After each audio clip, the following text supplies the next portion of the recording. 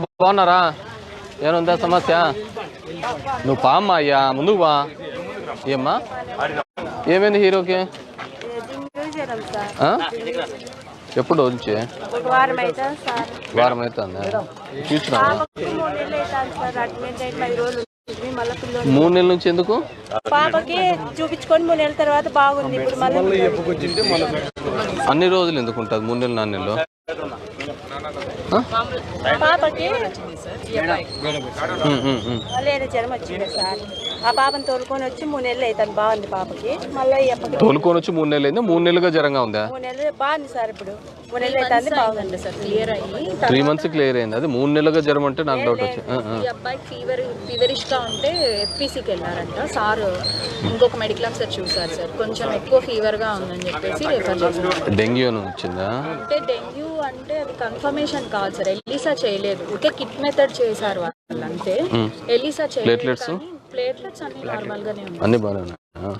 కానీ వాళ్ళు అడ్మిషన్ చేసి యాంటీబయాటిక్స్. బాగానే ఉన్నావా ఇప్పుడు? ఏం కాదు, ప్లేట్లెట్ పడుకోకుండా ఏం కాదులేమ్మా. క్వశ్చనా ఎక్కడ చదువుతున్నావు? రామాపురం హై స్కూల్లోనా? Good good.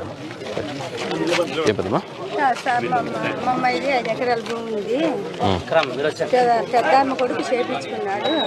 మాకు బండికే కదా రాదని. అర్థం కాలేదమ్మా. మా అమ్మాయిది భూమి సార్. మీ అమ్మది? 5 మంది అక్కలు చెల్లెలు. మీ 5 మంది అక్క చెల్లెలు. పెద్దమ్మ కొడుకు మాకు లేకుండా చేపించుకున్నాడు. మాకు కావాలి బండికి ఎకరా సార్. పెద్దమ్మ కొడుకు అన్ని చేయించుకున్నాడా? మాకు బండికి ఎకరా. భూమి అసైన్మెంటా పూర్వమాస్తా?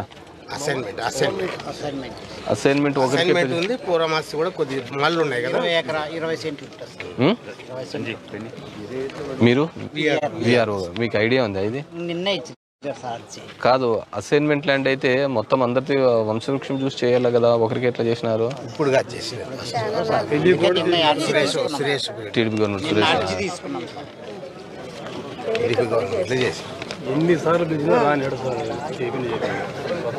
అలా కాదు. గవర్నమెంట్ ల్యాండ్ అయితే మాత్రము అది వంశవృక్షం వేసి దాంట్లో ఎంతమందికి ఎలిజిబుల్ వస్తారో అంతమందికి చేస్తాం. అంతే కదా మేడం? ఒకరికే చేశారంట. ఒకసారి క్రాస్ చెక్ చేస్తారులే. మీరు ఒకసారి ఎంఆర్ఓ గారిని కలవండి.